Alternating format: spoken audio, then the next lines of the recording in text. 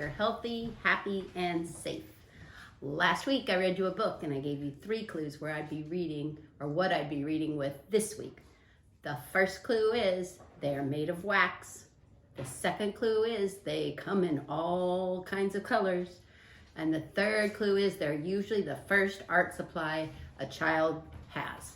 If you guessed that I would be reading with a box of crayons, then you would be correct. This is a very large box of 96 crayons. The book I'm reading you this week is The Day the Crayons Quit by Drew DeWalt. Illustrated by Oliver Jeffers. The Day the Crayons Quit by Drew DeWalt. Pictures by Oliver Jeffers. One day in class, Duncan went to take out his crayons and found a stack of letters with his name on them. "Hey, Duncan, it's me, Red Crayon. We need to talk. You make me work harder than any of your other crayons. All year long, I wear myself out coloring fire engines, apples, strawberries, and everything else that is red. I even work on the holidays. I have to color all the Santas at Christmas and all the hearts on Valentine's Day. I need a rest. Your overworked friend, Red Crayon." Dear Duncan, all right, listen. I love that I'm your favorite crayon for grapes, dragons, and wizard hats, but it makes me crazy that so much of my gorgeous color goes outside the lines. If you don't start coloring inside the lines soon, I'm going to completely lose it. Your very neat friend, Purple Crayon. Dear Duncan, I'm tired of being called light brown or dark tan because I am neither. I am beige and I am proud. I'm also tired of being second place to Mr. Brown Crayon. It's not fair that Brown gets all the bears, ponies, and puppies, while the only thing I get are turkey dinners, if I'm lucky, and wheat. And let's be honest, when was the last time you saw a kid excited about coloring wheat? Your beige friend, Beige Crayon. Duncan, Gray Crayon here. You're killing me. I know you all love elephants, and I know that elephants are gray, but that's a lot of space to color in all by myself. And don't you even get me started on your rhinos, hippos, and humpback whales. You know how tired I am after handling one of those things. Such big animals. Baby penguins are gray, you know. So are very tiny rocks, pebbles.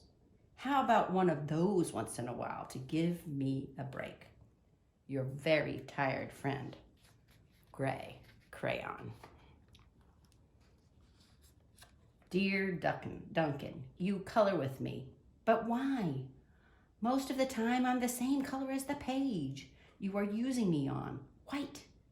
If I didn't have a black outline, you wouldn't even know I was there. I'm not even in the rainbow. I'm only used to color snow or to fill in empty spaces between other things, and it leaves me feeling, well, empty. We need to talk. Your empty friend, White Crayon. White Cat in the Snow by Duncan. Hi, Duncan. I hate being used to draw the outline of things that are colored in by other colors, all of which think they're brighter than me. It's not fair when you use me to draw a nice beach ball and then fill in the colors of the ball with all the other crayons. How about a black beach ball sometimes? Is that too much to ask? Your friend, Black Crayon. Dear Duncan, as Green Crayon, I am writing for 2 reasons.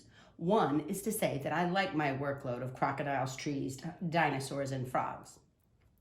I have no problems, and I wish to congratulate you on a very successful coloring things green career so far.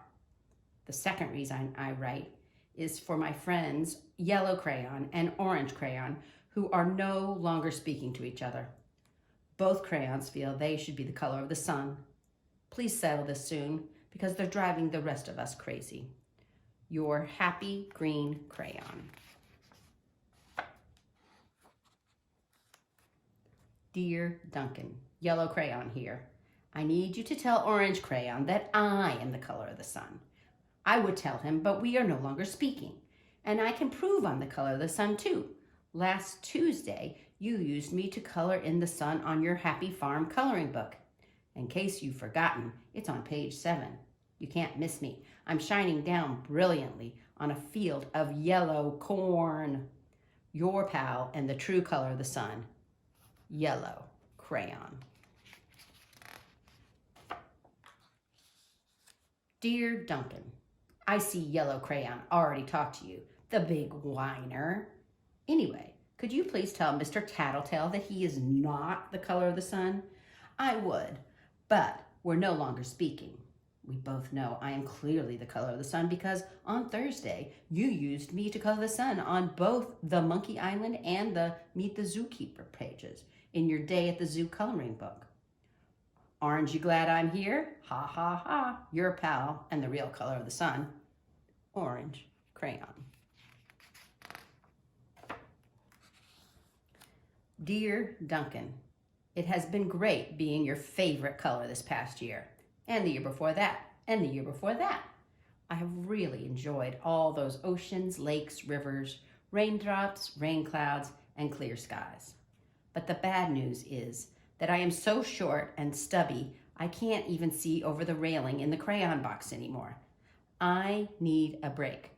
Your very stubby friend, blue crayon. Duncan, okay, listen here, kid. You have not used me once in the last year. It's because you think I'm a girl's color, isn't it? Speaking of which, please tell your little sister I said thank you for using me to color in her Little Princess coloring book. I think she did a fabulous job of staying inside the lines. Now back to us. Could you please use me sometime to color the occasional pink dinosaur or monster or cowboy? Goodness knows they could use a splash of color. Your unused friend, pink crayon.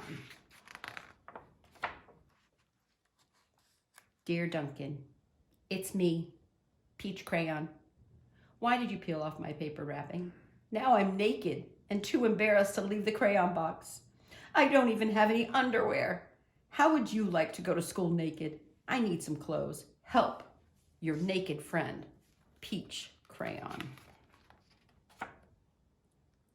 Well, poor Duncan just wanted to color, and of course he wanted his crayons to be happy, and that gave him an idea. When Duncan showed his teacher his new picture, she gave him an A for coloring and an A+ for creativity. I hope you like that book. I love it. I think it's so hysterical. All the different personalities of all the different crayons. Very funny. Next week, I'll be reading you another book. Here are the 3 clues where I'll be reading from. The first clue is they're usually made of wood or steel or stone. The second clue is they make it so you can walk or ride over water. And the third clue is sometimes you drive on them, sometimes you walk on them. Hope to see you next time. Bye-bye.